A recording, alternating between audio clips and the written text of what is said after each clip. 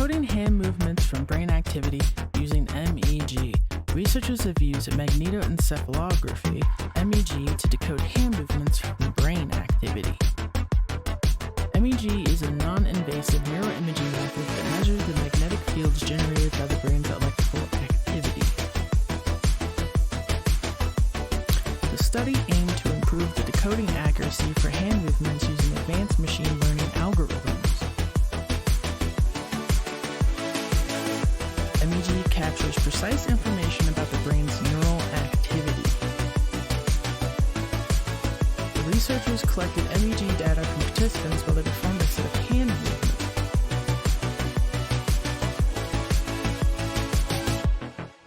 Advanced machine learning algorithms were employed to analyze the neural patterns and predict specific hand movement.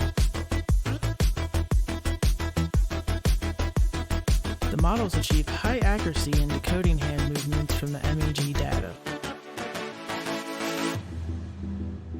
The breakthrough has significant implications for the development of brain-computer interfaces, BCIs, and neuroprosthetics. BCIs enable individuals with disabilities to control external devices using their brain signals.